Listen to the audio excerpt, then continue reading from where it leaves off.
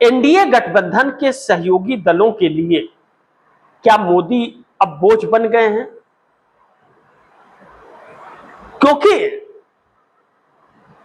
परसिमन bill pass करने के लिए मोदी 60,000 करोड़ रुपए तक भारतीय जनता पार्टी खर्च करने के लिए तैयार है, यानी कि खरीद फरोख्त। तो इसके लिए तैयार है, तो क्या परसिमन बिल इतना जरूरी है? सोचिए कि परसिमन बिल कितना जरूरी है भारतीय जनता मोदी शाह के लिए कि 60,000 करोड़ रुपया इस बिल को पास कराने के लिए खर्च करने को तैयार है। इसका मतलब आप दर्शक जानते हैं कि यह बिल कितना बड़ा रामबाण इसके लिए होने वाला है।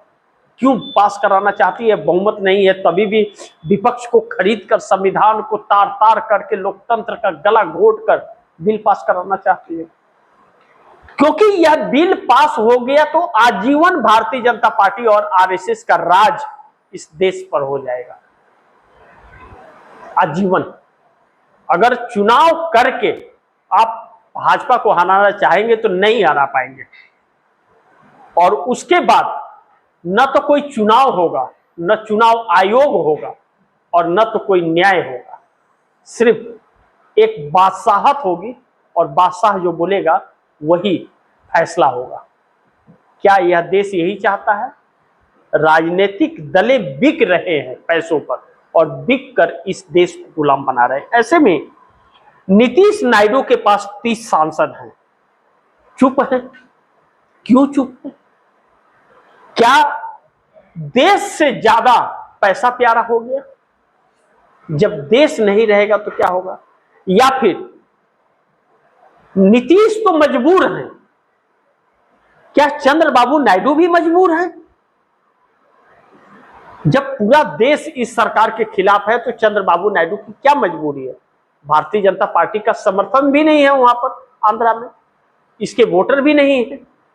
चंद्रबाबू नायडू 2/3 बहुमत से सत्ता में है, तो फिर ऐसी क्या मजबूरी है कि पूरा देश बेचना चाहते हैं और डिलिमिटेशन बिल के विरोध में पूरा साउथ है?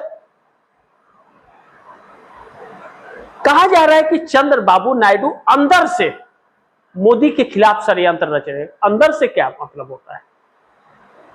आप साथ में खड़े हो, आप सीधा कहो कि हम समर्थन नहीं देंगे इस पर, आपको गठबंधन रखना है रखो, नहीं रखना है छोड़ो, हम समर्थन नहीं देंगे। 2018 में समर्थन वापस लिया था ना, तो अब क्यों नहीं ले रहे? इसका मतलब नीतीश नायडू की चुप्पी इस तरफ दर्शाती है कि यह देश बेचना चाहते हैं, देश का सौदा कर रहे हैं यह लोग। जनता को यह बात समझनी पड़ेगी। दूसरा कि अगर ऐसा नहीं है तो अंदर डर किस बात का है? मोदी अपने गुनाह को छुपाना चाहते हैं, सहयोगी दल अपना वजूद बचाना चाहते हैं। मोदी अपने डर को छुपाने के लिए अब अलग अलग हथकंडे अपना रहे हैं, और सहयोगी दल वजूद बचाना चाहते हैं। तो पीएमओ में जो बैठक हो रही है वह बेनतीजा हो रहा है, फैसला नहीं हो पा रहा है, और कोई भी सरकार के बचाव में कुछ नहीं बोल रहा है, लेकिन विरोध में भी कुछ नहीं बोल रहा है। तो क्या माने कि डिलिमिटेशन बिल पर समर्थन देंगे या नहीं देंगे?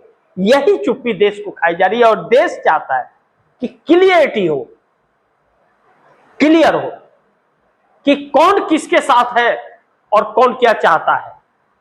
बाकी हिसाब जनता कर लेगी। लेकिन इस देश की युवा पीढ़ी जेनजी जो राहुल गांधी के साथ खड़ी हो गई है, 40 करोड़ की जनसंख्या है, वह यह समझ रहा है कि कौन नेता बिकाऊ है, उसका हिसाब करने के लिए वह तैयार है।